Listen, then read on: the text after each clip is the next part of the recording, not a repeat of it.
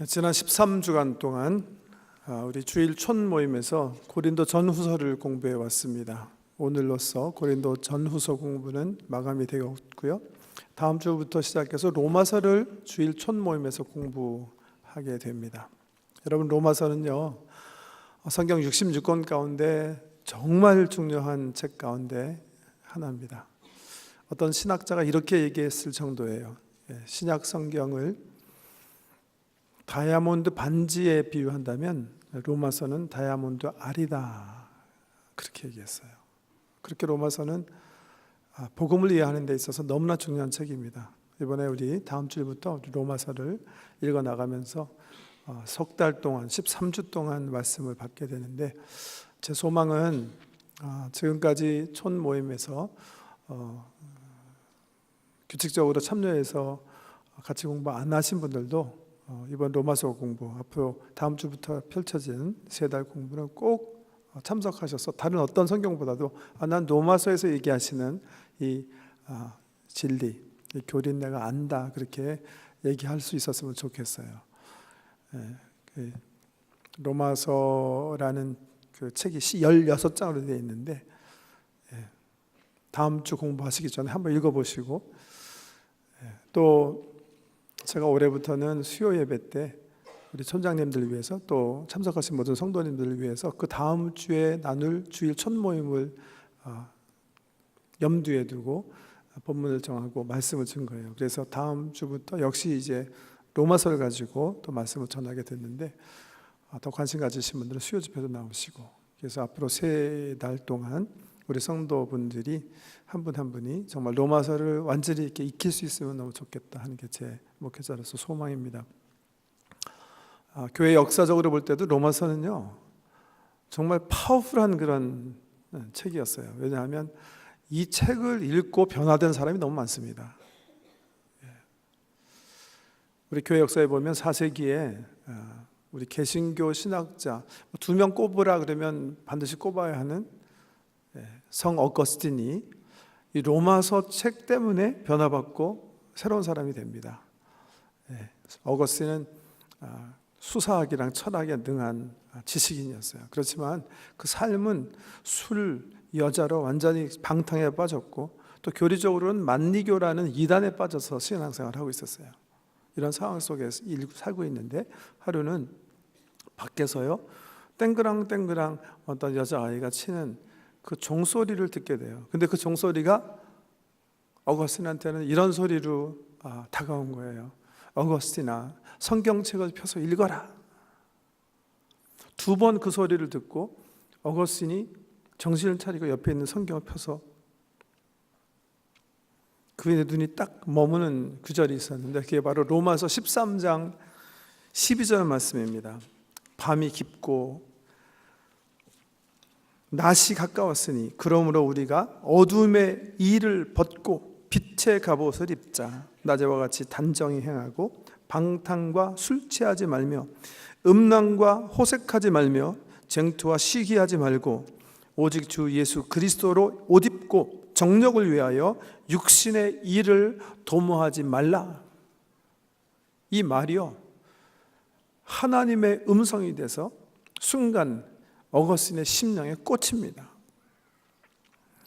어거스틴이 이 말씀 앞에서 회개해요. 그리고 주님께 돌아와요. 그래서 쓴 책이 그 유명한 컨페션이라는 참회록. 그 후에 해박한 지식인이었던 어거스틴이 성경을 읽고 연구하면서 불후의 명작을 남기죠. 그게 하나님의 도성, The City of God이라는 책을 통해서 정말 이후에 믿는 모든 사람들의 어떤 그 신앙의 기초로 세우는 역작을 쓰게 되는 것입니다. 또 한 사람, 중세기에 우리 교회가 복음을 잊어버리고 방황하고 있을 때 마틴 루터가요, 로마서를 읽어요. 읽다가 무엇이 잘못됐다는 것을 깨달아요. 특별히 오늘 읽은 본문 말씀 가운데 로마서 1장 17절, 오직 의인은 믿음으로 말미암아 살리라, 이 말씀을 묵상하는 가운데 중세 교회가 성도들에게 가르쳤던 것들이 정말 잘못됐다는 사실을 깨닫게 돼요. 그래서 이 말씀을 붙잡고 개혁을 일으킨 게 그 유명한 종교개혁 운동이 되는 것입니다. 그런가 하면 18세기에 이제 과학의 발달로 인해서 영국이나 또 유럽에서 사는 사람들이 지식 만능주의, 이성 만능주의로 치닫고 상대적으로 영혼이 막 메말라가고 있을 때 존 웨슬레라는 사람이요, 저녁에 모라비안 교파들이 모여서 함께 기도하는 그 기도에 참석해서 이 로마서 서문, 그러니까 마틴 루터 목사가 쓴 로마서 서문을 설교 대신에 읽게 돼요. 어떤 사람이 읽어주는데 그 서문을 듣다가 영혼의 뜨거움을 느끼고 성령이 충만케 하시는 은혜를 받아가지고 정말 능력 있는 사람으로 변해가지고 교회를 새롭게 하는 운동을 일으켜요. 그게 그 유명한 감리교 운동입니다. 그래서 18세기 감리교, 19세기 초 감리교 운동이 영국과 유럽을 새롭게 하는 그런 운동이 됩니다. 로마서는 이렇게요, 파워풀한 그런 책이에요. 우리가 이해하면 우리의 삶을 바꿀 수 있는 엄청난 책입니다. 이번 스스로 로마서 강의도 많이 들으셨겠지만 제 소망 우리 성도님들이 다른 책은 몰라도 로마서는 내가 좀 안다, 로마서는 내가 이해했다 할 정도로 좀 여러 번 읽으시면 좋겠고, 또 우리 소그룹 성경 공부에 보다 열심히 참석하셔가지고 진지하게 이 말씀의 진리를 내가 이제 가질 수 있는 그런 시간들이 되었으면 좋겠습니다. 오늘은 이번 이제 제가 주보 이면에 쓴 것처럼 이번 주 수요일에, 보통은 이번 주 수요일에 제가 이제 로마서 개관에 대해서 말씀을 드려야 될 텐데, 이번 주 수요일에 이성수 선교사님께서 오세요. 이성수 선교사님 오래전에 우리에게 한번 방문하신 분인데요, 우리 한국의 유명한 영화 감독입니다. 근데 이분도 회심하고 지금은 선교사님으로 영화 만드세요. 이번에 우리 카나다 원주민 대상으로 만든 다큐멘터리 필름을 선교적인 차원에서 만드셔서 시사회 겸해서 우리 교회를 방문하시는데 수요 집회도 많이 참석해 주시기 바라고요. 이번 수요 집회 때 로마서를 개론적으로 말씀드리지 못하기 때문에, 또 한편으로는 지금 말씀드린 것처럼 모든 성도님들이 함께 로마서를 같이 공부했으면 좋겠다. 특별히 총 공부에 참석하지 않는 분들이, 안 하셨던 분들도 이번 기회에 한번 로마서를 같이 공부했으면 좋겠다는 심정으로 오늘 개괄적인 말씀을 좀 드리려고 합니다. 로마서를 읽어 나가실 때 도움이 될 만한 그 서론 부분의 말씀을 오늘 좀 드리려고 합니다. 자, 로마서 누가 썼나? 다시 한번 보겠습니다. 1장 1절. 예수 그리스도의 종 바울은 사도로 부르심을 받아 하나님의 복음을 위하여 택정함을 입었으니, 그렇게 얘기하셨고, 6절에 너희도 그들 중에서 예수 그리스도의 것으로 부르심을 받은 자니라. 로마에서 하나님의 사랑하심을 받고 성도라 부르심을 받은 모든 자에게 하나님 우리 아버지와 주 예수 그리스도로부터 은혜와 평강이 있기를 원하노라. 로마서는 편지입니다. 그래서 사실 성도님들이 읽을 때 한 절 읽고 아니면 7절 읽고 그 다음에 10절 읽고 이렇게 읽기보다는 처음에 읽으실 때는 이게 우리가 편지 읽을 때 그렇게 읽지 않잖아요, 그렇죠? 한 통의 편지이기 때문에 가능하면 1장에서부터 16장까지 한꺼번에 다 읽으시는 게 좋습니다. 편지의 형식에 따라서 1장 1절에서 7절에 보면 발신자가 누구고 수신자가 누군지 거기 기록해 놨죠. 누가 썼어요? 바울 선생님께서 쓰셨어요. 받는 사람은요, 로마에 있는 성도들이에요. 이미 이때 로마에 건실한 교회, 좀 인정받는 교회가 세워져 있었어요. 예루살렘에도 교회가 든든하게 세워져 있었고, 이후에 안디옥 교회, 바울 선생님을 파송한 교회 안디옥에도 하나님의 교회가 아주 건강하게 세워져 있었어요. 이 건강한 교회들이 복음을 가지고 여러 지방에, 여러 나라에 이제 복음을 증거하고 있었는데, 로마에도 그런 교회가 있었어요. 그 사실을 8절에 보면 아실 수가 있죠. 한번 보세요. 먼저 내가 예수 그리스도로 말미암아 너희 모든 사람에 관하여 내 하나님께 감사함은 너희 믿음이 온 세상에 전파됨이라. 로마에는 아주 믿음 좋은 사람들이 있었고, 교회에서 복음을 확실히 이해한 사람들이 있어서 이 로마를 통해서 벌써 많은 지역에 그리스도의 복음이 증거되고 있었어요. 어떤 사람이 있었을까? 한번 로마서 16장 한번 열어보세요. 아주 많은 하나님의 사람들이 로마 교회에 있었습니다. 우리 기독교 역사 가운데 아주 중요한 인물들이 거기 뭐 한 30명 이름이 나오는데요. 30여 명 이름이 나오는데 그중에 우리가 알만한 인물들이 굉장히 많았어요. 한번 보세요. 16장 1절. 내가 갱그리아 교회 일꾼으로 있는 우리 자매 베베를 너에게 추천하노니. 베베라는 사람 나오고요. 3절에 보면 너희는 그리스도 예수 안에서 나의 동력자들인 브리스가와 아굴라에게 문안하라. 아주 중요한 선교 사님들이에요. 예. 그들은 내 목숨을 위하여 자기들의 목까지도 내놓았나니 나뿐 아니라 이방인의 모든 교회도 그들에게 감사하느니라. 그렇게 얘기했고 6절에 보면 너희를 위하여 많이 수고한 마리아에게 문안하라. 마리아라는 지도자가 있었고요. 7절 내 친척이여 나와 함께 갇혔던 안드로니고와 유니아에게 문안하라. 그들은 사도들에게 존중이 여겨지고 또한 나보다 먼저 그리스도 안에 있는 자라. 그 다음에 암블리아라는 사람, 우르바노라는 사람, 수다구 뭐 등등 여러 사람들이 이름이 이제 거명되고 있고요. 네. 13절에 보면 주 안에서 택하심을 입은 루포, 우리 기독교 역사 가운데 중요한 인물들입니다. 그의 어머니, 그런 거 하면 쭉 그냥 건너가세요. 계속 이름들이 나오는데 21절에 보면 나의 동력자 디모데와 나의 친척 누기오 야손과 죄송합니다. 이분들은 이제 우리 문안 드리는 쪽이죠. 문안 드리는 쪽 너에게 문안하노라. 등등. 여기 보면 아주 우리 기독교 역사 가운데 걸쭉걸쭉한 아주 훌륭한 지도자들이 로마에 있었어요. 그래서 이 로마 교회는 이미 건실하게 세워져서 아까 우리 1장 8절에 기록된 대로 온 세상을 향해서 복음을 증거하는 교회였어요. 그런데 바울은 이방 사도로 부르심을 받은 사람이잖아요. 근데 로마는 그 당시 어떤 도시? 이방 세계에 있어서 가장 중심되는 수도 도시였었어요. 요즘으로 얘기하면 글쎄요, 뉴욕이나 런던이나 혹은 행정적으로 하면 워싱턴이나 이런 도시로 견줄 수 있는 아주 중요한 도시고 가장 사람이 많이 살았고 여러 민족이 함께 살고 있었어요. 특별히 유태인이 아니라 이방인들로 부르심을 받은 바울 사도는 이 로마에 가기를 갈망했을 거예요. 그런데 불행하게도 또 우리 관점에서 너무 감사하게 하나님께서 길을 막으셨어요. 그래서 이 편지를 쓰게 됐다 그렇게 얘기하세요. 그 말을 오늘 본문 9절 이하에 얘기하시는데 다시 읽어드리겠습니다. 내가 그의 아들의 복음 안에서 내 심령으로 섬기는 하나님이 나의 증인이 되시거니와 항상 내 기도에 쉬지 않고 너희를 말하며 어떻게 하든지 이제 하나님의 뜻 안에서 너에게 나아갈 좋은 길 얻기를 구하노라. 내가 너희 보기를 간절히 원하는 것은 어떤 신령한 은사를 너에게 나누어 주어 너희를 견고하게 하려 함이니 이는 곧 내가 너희 가운데에서 너희와 나의 믿음으로 말미암아 피차 안위함을 얻으려 함이라. 형제들아 내가 여러 번 너희에게 가고자 한 것을 너희가 모르기를 원하지 아니하노니 이는 너희 중에서도 다른 이방인 중에서와 같이 열매를 맺게 하려 함이로되 지금까지 길이 막혔도다. 이렇게 고백하고 있어요. 바울은 갈망했어요. 로마에 가서 그 당시 세계 수도였던 로마에 가서 그 많은 이방인들에게 복음을 증거하기 원했는데 하나님께서 길을 막으셨어요.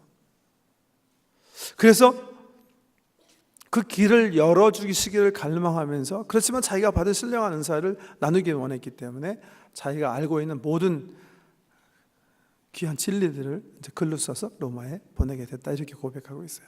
감사하죠 여러분. 바울의 관점에서는 길을 막으셨지만 하나님께서 길을 막으셨기 때문에 우리는 이 귀한 서신을 이 다이아몬드 알을 얻게 된 거예요. 우리 하나님께서 우리 삶 속에 역사하실 때 이런 일이 자주 일어납니다. 길을 막으세요.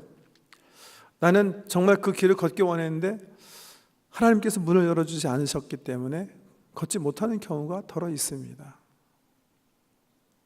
그 당시는 그게 고난이고 그 당시는 그게 괴로움이고 충격이고 어려움이지만 나중에 우리가 삶을 한참 살다 보면 오히려 그 막으심 때문에 우리가 누리게 되는 복, 그 막으심 때문에 우리가 누리게 되는 은총이 있다는 것을 발견하게 된다는 겁니다. 그래서 우리 신앙의 선배 가운데 세인 캐톨린, 성 캐톨린이라는 분은 우리가 경험하는 모든 아픔과 어려움과 시험과 고난은 하나님께서 우리로 하여금 하나님과 온전하게 하나가 되게 하기 위해서 꼭 필요하기 때문에 허락하신 하나님의 은총이다, 이렇게 표현하세요. 로마서 8장에 보면 바울도 그렇게 얘기하죠. 우리가 알거니와 하나님을 사랑하는 자 곧 그 뜻대로 부르심을 입은 자들에게는 모든 것이 합력하여 선을 이루느니라. 하나님께서 바울을 막으셨어요. 그래서 안타까운 마음으로 바울이 자기가 아는 복음을 먼저 로마에 써서 보내요.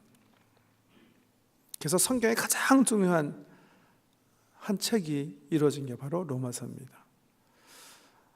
다른 교회는 이미 가서 다 바울이 복음을 전했어요. 빌립보도 가서 전했고 데살로니가도 가서 전했고 고린도에 가서도 전했어요. 그래서 자기가 아는 복음을 쓸 필요성을 느끼지 않았어요. 그래서 그 교회에 필요한 어떤 상황에 대해서 그 편지를 썼다면, 로마서는 방문하지 않으셨기 때문에 가면 꼭 전하고 싶은 그 그리스도 안에 그 귀한 보화 같은 진리들을 아주 논리적으로 차근차근 쓰신 서신이에요. 그래서 다른 어떤 서신보다도 바울이 전한 모든 복음의 내용을 알 수 있는 것이 바로 로마서인 것입니다. 그런데요, 그런 관점에서는 이 편지가 이방 나라인, 이방인들이 살고 있는 로마에 쓰여진 건데, 이 편지를 쓰시면서 바울 사도 속에 바울 마음에 있었던 큰 어떤 아픔 같은 게 하나 있었다는 사실을 로마서 읽으면 알 수가 있어요. 특별히 또 사도행전을 읽으면 알 수가 있는 게 하나 있어요. 이 사실을 이 사실을 알고 계셔야 로마서를 읽을 때 도움이 되실 것 같아서 그 부분을 제가 또 설명드리고 싶은데요. 한번 로마서 15장 한번 열어보세요.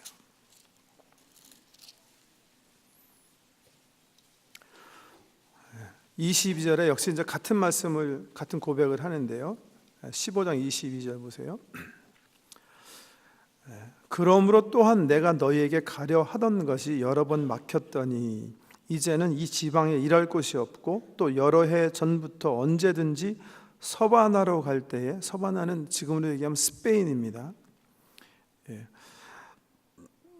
서바나로 갈 때에 너희에게 가기를 바라고 있었으니 이는 지나가는 길에 너희를 보고 먼저 너희와 사귐으로 얼마간 기쁨을 가진 후에 너희가 그리로 보내주기를 바람이라. 그러나 이제는 내가 성도를 섬기는 일로 예루살렘에 가노니 이는 마게도냐와 아가야 사람들이 예루살렘 성도 중 가난한 자들을 위하여 기쁘게 얼마를 연보하였음이라. 저희가 기뻐서 하였거니와 또한 저희는 그들에게 빚진 자니 만일 이방인들이 그들의 영적인 것을 나눠 가졌으면 육적인 것으로 그들을 섬기는 것이 마땅하니라. 그러므로 내가 이 일을 마치고 이 열매를 그들에게 확증한 후에 너에게 들렸다가 서바나로 가리라. 자기 계획을 말씀하시는 거죠, 그죠? 나는 사실 너에게 가서 복음을 증거하기 원했는데 너희는 다른 분으로부터 복음을 들어서 이미 교회를 세웠고 했기 때문에 내가 가서 내 복음을 나누겠지만 내가 방문하는 이제 실질적인 목적은 너희와 교제한 후에 너희가 나를 서바나로, 그 당시 서바나는 세상 끝으로 생각한 지역이에요. 우리 예수님께서 사도행전 1장 8절에 보면 오직 성령이 너희에게 임하시면 너희가 권능을 받고 예루살렘과 유대와 사마리아와 땅끝까지 이르러 내 증인이 되리라 하는 땅끝, 그 땅끝을 유럽에 있는 사람들은 스페인이라고 생각했어요. 그러니까 바울은 그 열정이 있었던 거예요. 예수님께서 말씀하신 것처럼 내가 이방 사도니까 땅끝까지 가서 복음을 전하겠다, 서바나로 가겠다.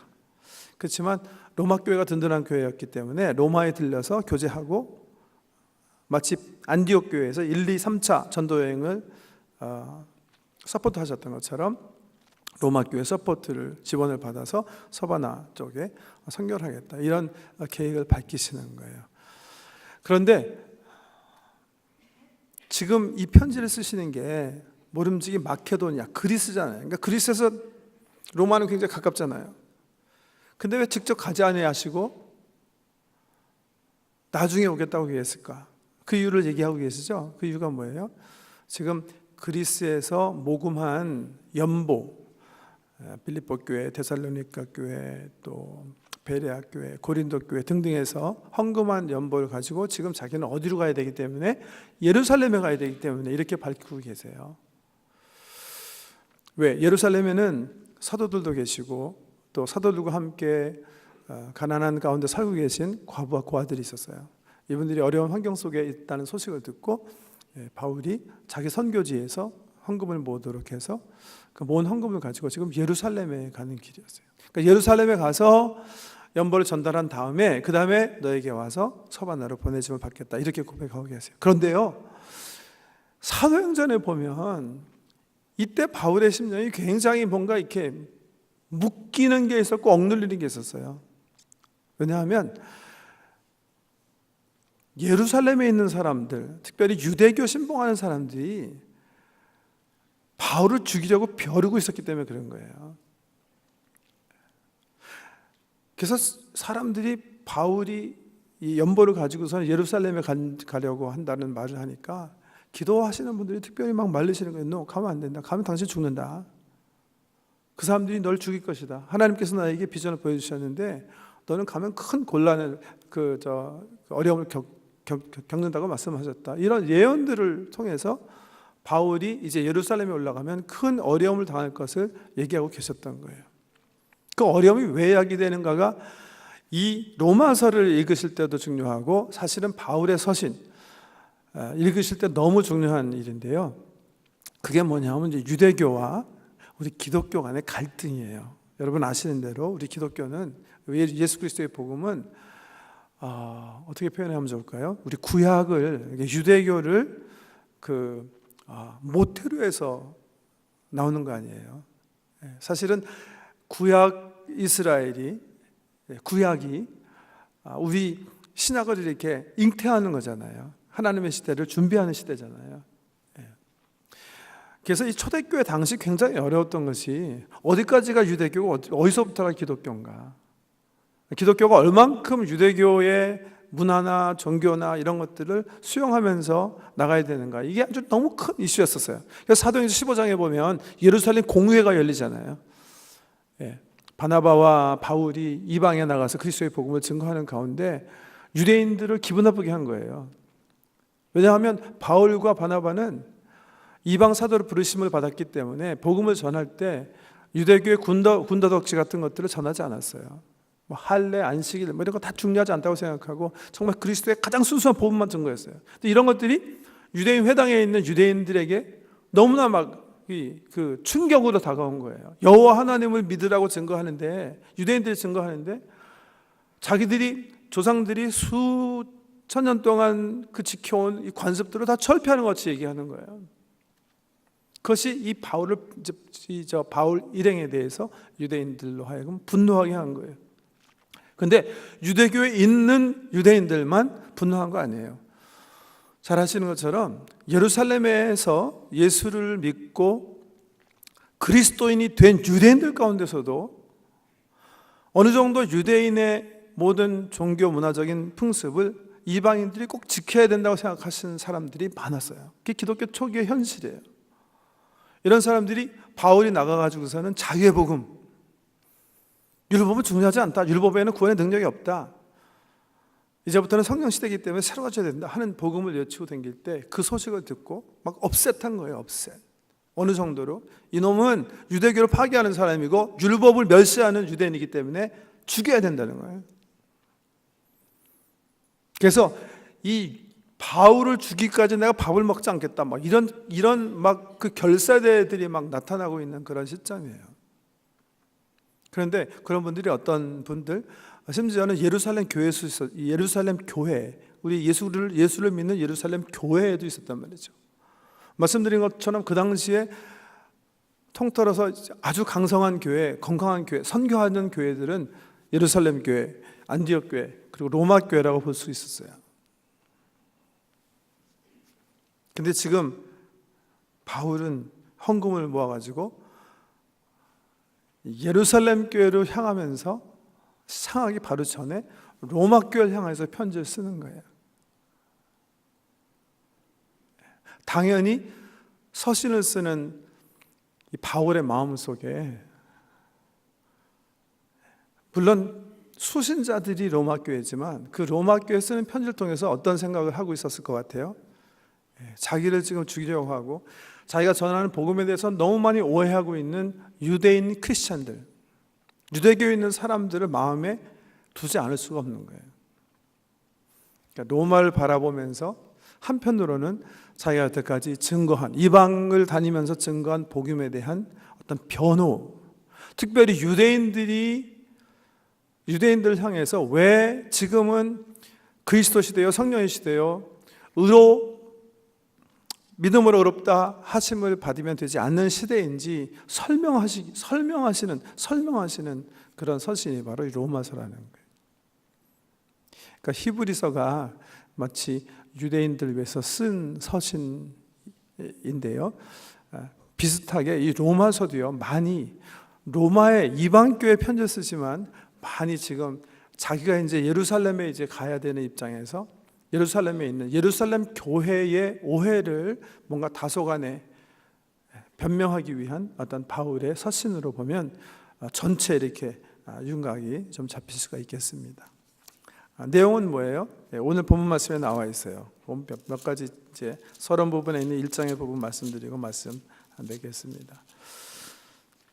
내용이 16절 로마서 내용의 핵심 로마서가 어떤 책인가 물어보면 16절 말씀으로 대답하시면 된다. 저는 그렇게 생각해요. 로마서 내용을 총통틀어서 이렇게 얘기하시는 거예요. 내가 복음을 부끄러워하지 아니하노니 이 복음은 모든 믿는 자에게 구원을 주시는 하나님의 능력이 됨이라. 먼저는 유대인에게요, 그리고 헬라인에게로다. 로마서가 그런 어떤 이제 유대인들을 염두에 두고 써서 그런지 모르지만 실질적으로 로마서를 읽어보면 유대인들에 대한 이야기가 굉장히 많이 나와요. 특별히 9, 10, 11 다 유대인들에 대한 얘기예요. 지금은 구원받지 못하고 있지만 하나님께서 때가 되면 다시 유대 사람들을 구원할 것이다. 등등. 여기도 유대인에게요, 헬라인에게요. 유대인의 특권에 대해서도 꼭 언급하고 계시는데요. 주제가 뭐예요? 모든 믿는 사람에게 구원을 주시는 하나님의 능력. 그러니까 보통 로마서 그러면 로마서가 어떤 책입니까? 그러면 그냥 깊이 있게 생각하지 않고 이신칭의의 책이다. 그러니까 칭의의 책이다. 믿음으로 우리가 의롭다고 여기심을 받게 되는 데 대한 책이다. 이렇게 얘기하시는데 그건 아주 로마서의 일부분 이야기고요. 뭐예요? 구원을 주시는 하나님의 능력. 로마서에 보면 구원을 바울은 5 혹은 6가지 단계로 이해하고 있어요. 한번 그것도 열어보세요. 오늘 서론이니까 로마서 8장 29절 보세요. 이게 구원이에요. 구원이라는 단어를 좀 엄밀하게 신학적으로 사용할 때 칭의의 관점에 사용하는 건 잘못된 거예요. 우리 칼빈 선생님께서 가르쳐 주신 것처럼 구원은 칭의의 사건이 구원이 다 아니에요. 여기 보시면 바울이 설명하는데요. 하나님이 미리 아신 자들을 예지라고 해서 예지, 신학적으로 미리 아셨다. 예지. 또한 그 아들의 형상을 본받게 하기 위하여, 이건 뭐예요? 성화 얘기하는 거예요. 미리 정하셨으니 예정이에요.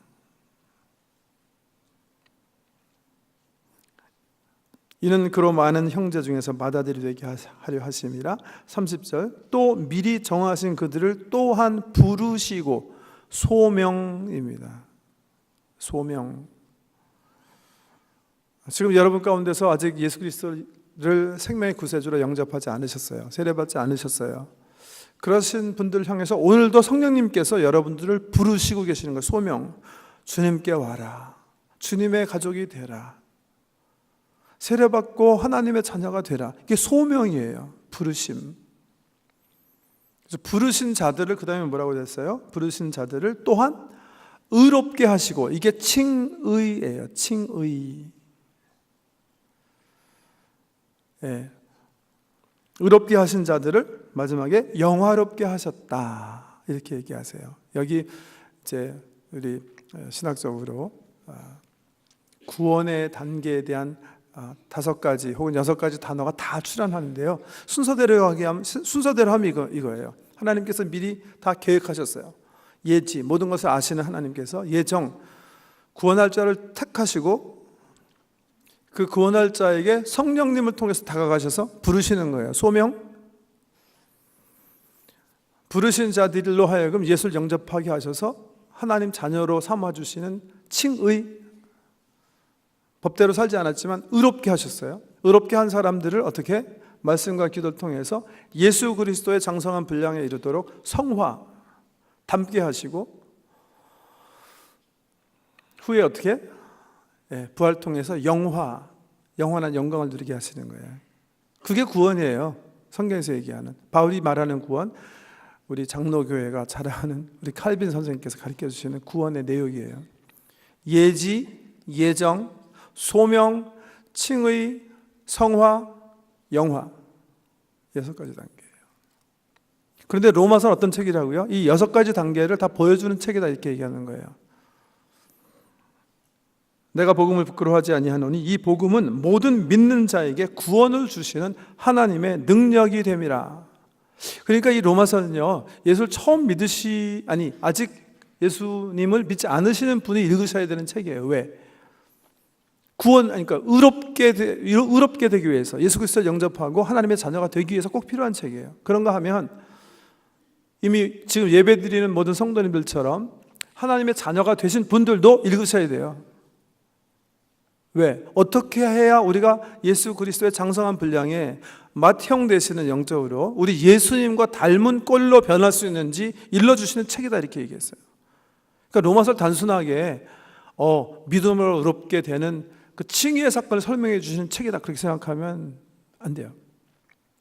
로마서의 정말 중요한 부분 중에 하나가 그래서 로마서 6장, 7장, 8장이에요. 이건 성화에 대한 책이에요. 특별히 그 당시 유대인들이 바울을 공격하는 그 포인트가 있었어요. 그게 뭐냐 하면 너 지금 율법이 중요하지 않다 그랬다, 율법 필요 없다 그랬다, 은혜로 구원받는다 그랬다, 십자가를 통해서 모든 죄가 사함받는다고 네가 얘기했어? 그러면 율법을 지켜야 될 필요가 없잖아요, 그죠? 더 많이 죄 지어도 되잖아요. 하나님의 은혜를 더 크게 하려면 더 많이 죄 짓는 게 하나님 은혜를 더 크게 해주는 방법 아니에요, 그게. 지금도 기독교인 가운데 그렇게 생각하시는 분들 계시잖아요, 그죠? 하나님이 기본적으로 용서의 하나님이시고 십자가의 하나님이시기 때문에 예수 영접한다면 그냥 마음대로 대충 살아도 어차피 우리는 구원 보장받았다, 그렇게 생각하는 사람들 있잖아요. 교회 내에도 있고, 교단을 얘기하면 이단의 하나인 구원파네요. 실질적으로 바울이 그런 차지를 받았어요. 네가 구약이 중요하지 않다고 그러고 예수가 모든 죄를 사하여 주신다 그러니까 그러면 죄를 네가 조장하는 게 아니냐, 그런 엉터리 복음이 어디 있느냐, 그러면서 바울을 공격한 거예요. 이거에 대한 대답이 로마서 6장, 7장, 8장이에요. 한마디로 표현하면 우리가 음식 삼켰는데 우리를 죽일 수 있는 독성 음식 삼킨 거예요. 하나님의 은혜가 이걸 토해내게 했어요.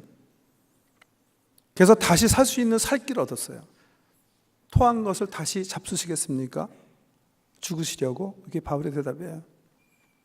어떻게 살아야 되나를 로마서에서 설명해요. 새롭게 예수 그리스도와 함께 죽음으로 얻은 자유의 기회를 우리가 어떻게 붙잡고 살아서 예수 그리스도의 장성한 분량, 한 걸음 더 나아가서는 율법의 성취적 삶, 진정한 의미의 사랑의 삶을 살 수 있는가 가르쳐주는 책이 로마서예요. 그래서 로마서는요, 예수를 아직 믿지 않으시는 분, 또 바로 이제 중생에서 영적으로 이제 처음 영적인 삶을 시작하시는 분, 또 성숙한 아비가 되신 분들이 교회 내에서 어떻게 생활을 해야 되는지 이 구원의 전반적인 모든 부분을 다루는 아주 너무 귀한 책입니다. 말씀드린 것처럼 정말 이번 기회에 우리가 모두 함께 공부해 나가면서 로마서를 부분 그 귀한 진리들을 다 함께 배워나갔으면 좋겠습니다. 로마서가 이제 1장 16절에 나온 말처럼 모든 믿는 자에게 구원을 주신 하나님의 능력이라고 그랬는데, 오늘 이제 본문 가운데 이 구원을 주시는 하나님의 능력, 그 복음의 핵심 사항을 복음이 지금 이제 로마서에서 얘기하기 때문에 그것만 설명드리고 말씀 맺겠습니다. 복음의 핵심, 그게 뭔가? 1장 2절 보세요. 이건데요. 이 복음은 하나님이 선지자들 통하여 그의 아들에 관하여 성경에 미리 약속하신 것이라. 그의 아들에 관하여 말하면 육신으로는 다윗의 혈통에서 나셨고 성결의 영으로는 죽은 자들 가운데 부활하사 능력으로 하나님의 아들로 선포되셨으니 곧 우리 주 예수 그리스도 신이라, 이거예요. 이게 복음의 핵심이에요. 이거는 굉장히 중요한 부분이에요. 왜냐하면 로마에는 지금 우리가 사는 토론토 도시처럼 여러 민족이 함께 살고 있었어요. 여러 문화, 여러 종교들이 함께 섞여서 삶을 만들어 나가고 있었어요. 우리가 밖에 나가서 타민족들에게 전도하면, 또 다른 종교를 믿는 사람들에게 전도하면 그런 말 많이 듣죠. 종교 다 같은데 꼭 기독교 믿어야 되나? 그런 사람들이 로마에도 굉장히 많았을 거예요. 다 종교 똑같은 게 아니냐, 다 잘 살고 올바로 살고 도덕적으로 깨끗한 삶을 살기 위해서 건전한 사회, 밝은 사회 만들고 서로 행복한 사회를 만들어 나가는 그런 운동이 아니겠느냐, 그렇게 얘기하는 사람이 많아요. 지금도 정말 기독교 그렇게 생각하는 분들이 계세요. 그런 사람도 로마서 읽어야 돼요. 왜? 기독교는 아니에요. 그거 아니거든요. 기독교 신앙의 핵심은 예수가 누구시나에 있는 거예요. 예수가 누구신가? 기독교 신앙의 핵심이에요.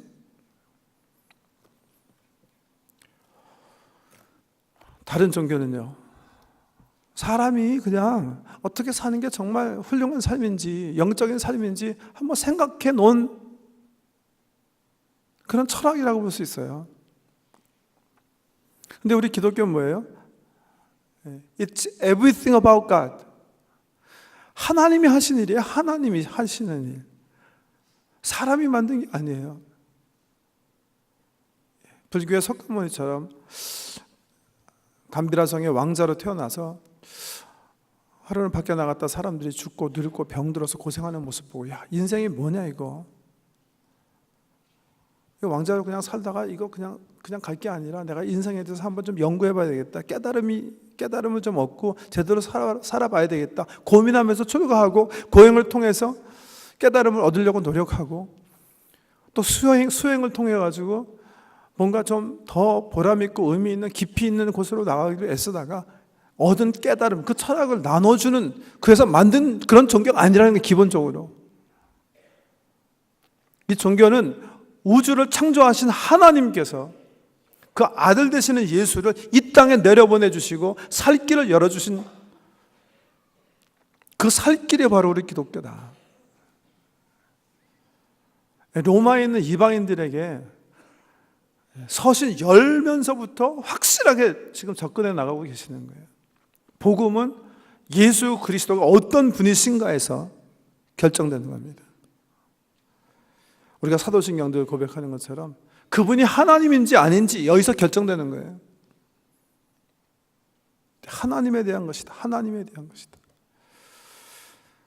특별히 이분이 하나님을 보여주시는 부활의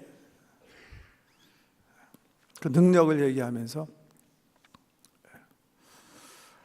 예수가 주 되심, 예수가 하나님 되심.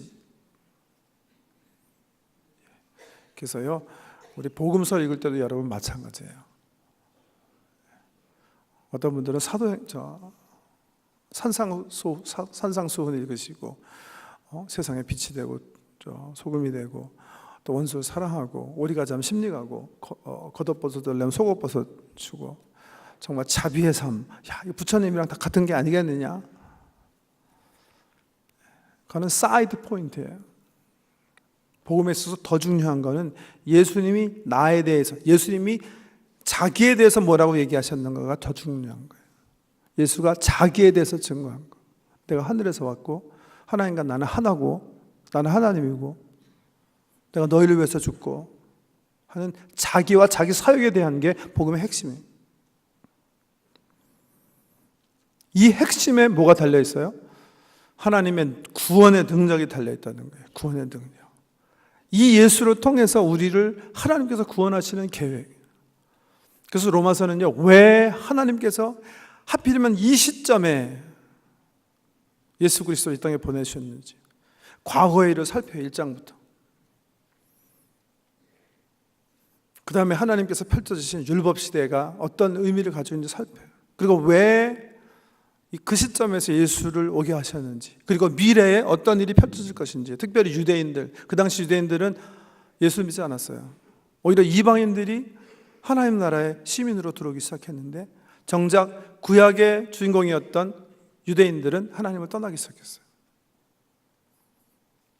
그렇게 이 세상은 종말로 향할 것인지, 아니면 새로운 시대가 펼쳐질 것인지, 이 시대를 고찰하는 그런 서신이 바로 로마서입니다. 말씀드린 것처럼 이제 이거는 다이아몬드 알처럼 귀한 서신이에요. 이번에 함께 꼭 소그룹 모임도 또 이제 연말이기도 하고 또 새해 발곡하니까 집에서도 가능하시면 여러 번 로마서를 한번 읽어보시고 또 진지하게 소그룹에 오셔서 천장님들과 함께 우리 청년들과 함께 말씀을 나누시고 또 더 제 설명을 듣기 원하시는 분은 또 수요 집회도 오시고 해서 이 로마서를 정말 우리 모든 교인들이 확실히 가슴에 이렇게 품을 수 있는 귀한 은혜의 계절이 되게 주의 이름으로 축복합니다. 기도드리겠습니다. 아버지 하나님, 감사합니다. 바울의 길을 막으셔서 우리로 하여금 복음의 진수 로마서를 얻게 하시고 읽고 묵상하며 구원에 이를 수 있도록 은혜 베풀어 주시니 감사합니다. 구원에 이르는 믿음이 들음에서 난다고 하셨는데 성경책과 깊은 관계를 맺게 하시되 특별히 우리 다음 주부터 우리 소그룹에서 이 귀한 말씀을 대하고 공부하고 나눕니다. 이 나눔을 통해서 우리의 영원한 생명을 위해서 꼭 필요한 믿음이 하나님의 은혜 가운데 형성되게 하여 주시옵소서. 초신자들은 예수를 발견하게 하시고 예수 안에 사는 분들은 성령의 능력이 얼마나 크신지 그 능력으로 하나님 원하시는 삶을 새롭게 시작할 수 있도록 새로운 부흥을 경험할 수 있도록 은혜 베풀어 주시옵소서. 예수님 이름으로 기도드립니다.